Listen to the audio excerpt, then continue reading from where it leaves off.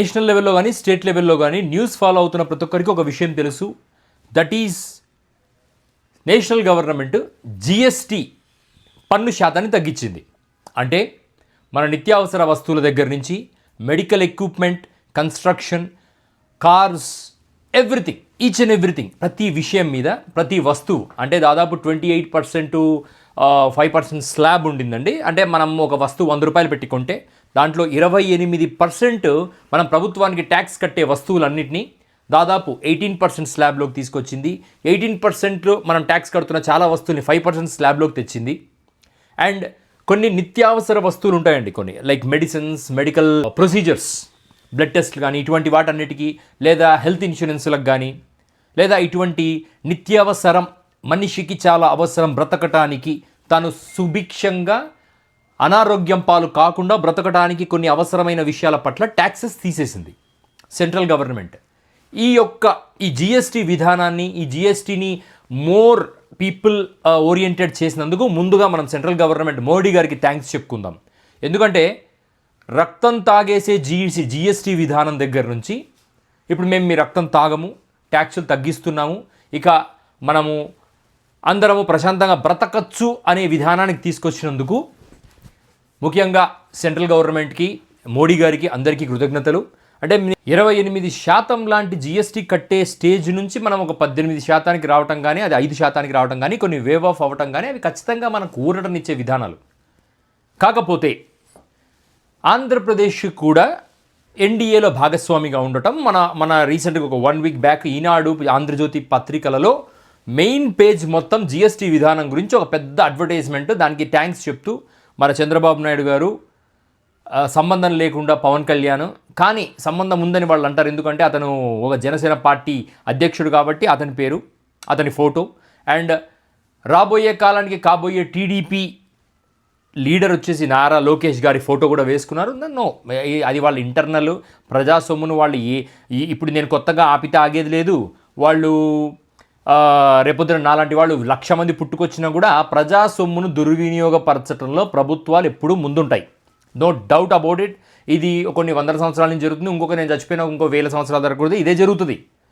అరిచి మనకు శోష రావాల్సిందే, కానీ ప్రజా సొమ్మును అధికారంలో ఉన్నవాడు దుర్వినియోగపరుస్తాడు. No doubt about it. ఇది ఎవరన్నా కాదు అనుకుంటే మీ భ్రమ.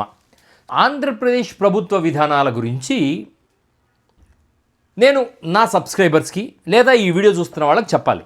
ఎందుకు అంటే బేసికల్లీ మీరు ఖర్చు పెట్టే డబ్బు తగ్గితే ఆ డబ్బును మీరు దేని వినియోగిస్తారు? 1, అనారోగ్య సమస్యలు ఉన్నవాడు ఊరట పొందుతాడు. 2, విద్య, పిల్లల చదువుల మీద ఇన్వెస్ట్ చేస్తారు, ఎందుకంటే చదువు అనేది భవిష్యత్తు కోసం కాబట్టి. 3, అప్స్కిల్లింగ్. ఓకే, మీరు ఫ్యూచర్లో బెటర్ నాలెడ్జ్ సంపాదించుకుని ఆ బెటర్ నాలెడ్జ్ ద్వారా బెటర్ ఉద్యోగాలు సంపాదించడానికి ఇటువంటి వాటి విషయాల్లో ఇన్వెస్ట్ చేస్తారు. 4, ఇన్సూరెన్స్ లాంటి విషయాలలో ఇన్వెస్ట్ చేస్తారు. అంటే మీరు the spending of funds on education తగ్గింది, funds on better health can be reduced, ఎందుకంటే తక్కువ ధరలో ఎక్కువ ఆరోగ్యాన్ని పొందే బెనిఫిట్ ఉంటుంది. సో ఆంధ్రప్రదేశ్లో ప్రతి చిన్న పిల్లోని అడిగినా స్టేట్ స్పాన్సర్డ్ ఇన్సూరెన్స్ స్కీమ్ ఒకటి ఉంది. That is nothing but Aarogyasri. Aarogyasri విధానంలో నాకు తెలిసి, నేను వాడట్లేదు కానీ ఆ పథకాన్ని, నాకు తెలిసి కుల మత జాతికి అతీతంగా అందరూ ఆ పథకం వల్ల లబ్ధి పొందుతున్నారు కూడా. ఈ రోజుకు పెద్ద పెద్ద ఉద్యోగాలు చేస్తున్న ఐటీ ఉద్యోగుల పిల్లలు, తల్లిదండ్రులు కూడా ఈ ఆరోగ్యశ్రీ వల్ల లాభపడుతున్నారు. No doubt about it. నాకు షాకింగ్గా అనిపించింది ఏంటి అంటే, ఈ జిఎస్టీ రిఫార్మ్స్ రాబోతున్న విషయం చంద్రబాబు నాయుడు గారికి అధికారం చేపట్టిన వెంటనే తెలిసిపోయిందా? It is not speculation. ఎందుకంటే మీరు పాస్ట్ 1 year తీసుకోండి, చంద్రబాబు నాయుడు గారికి ఈ జిఎస్టీ రిఫార్మ్స్, జిఎస్టీ శాతం తగ్గుతుంది, సో ప్రజల మీద ఆర్థిక భారం తగ్గుతుందనే విషయం ముందే తెలిసింది.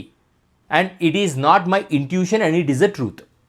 దీనికి నీ దగ్గర ఆధారాలు ఉన్నాయంటే లేకపోవచ్చు, కానీ చంద్రబాబు నాయుడు గారు ఒక విషయాన్ని ఇంప్లిమెంట్ చేస్తున్నారు అంటే దాని వెనక ఒక 2 సంవత్సరాలు ముందు, ఒక 2 సంవత్సరాలు ఏం జరగబోతుందో ఆలోచించకుండా చంద్రబాబు నాయుడు గారు ఒక విషయాన్ని ఇంప్లిమెంట్ చేస్తారు అంటే ఐ డోంట్ బిలీవ్. అంటే మీరు అనుకోవచ్చు ఆయన విజనరీ కాబట్టి చేస్తారనే, ఇట్స్ నాట్ అబౌట్ విజన్.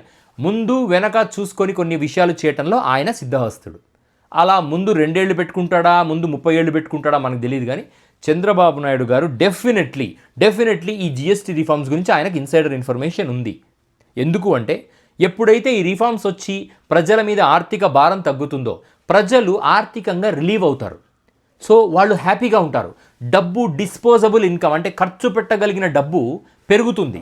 అసలు సెంట్రల్ గవర్నమెంట్ యొక్క ఉద్దేశం కూడా ఇదే. డిస్పోజబుల్ ఇన్కమ్ ప్రజల దగ్గర పెరిగితే మార్కెట్లో డిమాండ్ పెరుగుతుంది, అప్పుడు సప్లై పెరుగుతుంది, మార్కెట్లో రొటేషన్ పెరుగుతుంది, more economic activity, more funds will be available, more businesses will be growing. ఎక్కువ ఆర్థిక డబ్బు రొటేట్ అవుతూ ఉంటే వ్యాపారాలు ఎక్కువగా జరుగుతాయి. 10 రూపాయలు కొంటున్న వస్తువు 9 రూపాయలకే వస్తుంది అంటే ఖచ్చితంగా ఇంకొక రూపాయి పెట్టడానికి ఇష్టపడతాడు మనిషి. ఆ విషయాన్ని చంద్రబాబు నాయుడు గారు ముందే తెలుసుకున్నారో ఏమో తెలియదు. కానీ నాకు వెంటనే చంద్రబాబు నాయుడు గారు పదవిలోకి రాగానే ఒక 6 నెలలు టైం తీసుకోకుండా పబ్లిక్ ప్రైవేట్ పార్ట్నర్షిప్ అంటే ప్రతి గవర్నమెంట్ చేస్తున్న ప్రతి విషయంలో ప్రైవేట్ ప్లేయర్స్ని ఇన్వాల్వ్ చేయటం, అంటే ప్రతి సర్వీస్కి మనం ఛార్జ్ కట్టాల్సి రావటం. అంటే నీ దగ్గర సెంట్రల్ గవర్నమెంట్ తీసుకొచ్చిన సంస్కరణల వల్ల మిగిలిన డబ్బును ఇటు స్టేట్ గవర్నమెంట్ తీసుకొస్తున్న సేవలలో ఖర్చు పెట్టేయి, అక్కడ మిగిలించుకో, ఇక్కడ ఖర్చు పెట్టేసేయి. ఎంత చక్కటి ప్లానింగ్ సార్ ఇది. ఎన్డీఏ కూటమిలో ఉండి నాకు తెలిసి మోడీ గారికి కూడా ఇంత గొప్ప థాట్ వచ్చి ఉండదు. ప్రజలకు కేవలం మనం ఫండ్స్ అవైలబిలిటీలోకి తీసుకొద్దామని మోడీ గారు ఆలోచిస్తే అవైలబిలిటీలోకి వచ్చిన ఫండ్స్ని మన అవసరాలకు మన ప్రైవేట్ పబ్లిక్ పార్ట్నర్షిప్ విధానాలతో ఎలా దానిని తీసుకోవాలి అన్న ఈ ప్లానింగ్ ఉంది చూసారా. Whether it is public private partnership, whether it is ఆరోగ్యశ్రీని రద్దు చేయటం, వెదర్ ఇట్ ఈస్ మెడికల్ కాలేజెస్ని ప్రైవేటైజ్ చేయడం, వెదర్ ఇట్ ఈస్ ఎడ్యుకేషన్ సిస్టంలో జగన్మోహన్ రెడ్డి గారు తెచ్చిన సంస్కరణలు ఏవైతే ఉన్నాయో నాడు నేడు స్కీము అవన్నిటినీ స్టాప్ చేసి ఎడ్యుకేషన్ సిస్టమ్ మరి it has gone back. Only focus on private schools. ఇప్పుడు నారాయణ, శ్రీ చైతన్య మళ్ళీ కళకళలాడుతున్నాయి.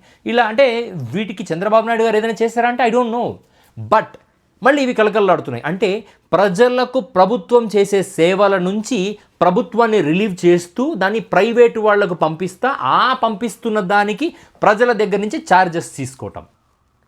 This is how Chandrababu Naidu గారు ప్లానింగ్ ఈజ్. చంద్రబాబు నాయుడు గారు విజనరీ అని ఎవరైతే చెప్తున్నారో అసలు వాళ్ళను మీకు మూర్ఖులరా మీరు. He's not visionary, visionary pro max. ఇప్పుడు మా ఐఫోన్లో అల్ట్రా ప్రోమ్యాక్స్ ఉన్నట్టు ఈయన vision pro max. So there is no a replacement for Chandrababu Naidu గారు. సాధారణంగా మీలాంటి నాలాంటి వాళ్ళు ఏం ఆలోచిస్తారు, గవర్నమెంట్స్కి ప్రజల పట్ల బాధ్యత ఉంటుందని.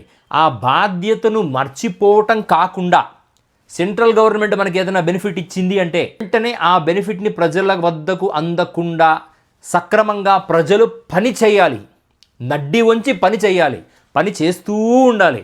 పొరపాటున కూడా ₹1 డబ్బు ఎక్కువగా ప్రజల దగ్గర మిగిలితే చంద్రబాబు నాయుడు గారు ఒక స్ట్రిక్ట్ ఫాదర్లా ఆ డబ్బును తీసేసుకొని అంత పని చేపిస్తారు. ఇంత గొప్ప నాయకుడు నా రాష్ట్రానికి ముఖ్యమంత్రి అవ్వటము, ప్రజలు ఎప్పటికప్పుడు పని చేస్తూనే ఉండాలి, ఎప్పటికెప్పుడు మెడలు, ఒళ్ళు, భుజాలు, నడుములు అన్నీ వంచి సక్రమంగా పని చేయాలి.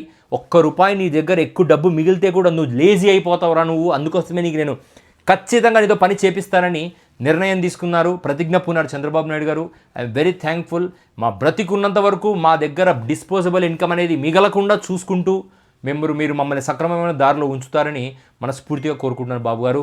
ధన్యవాదాలు.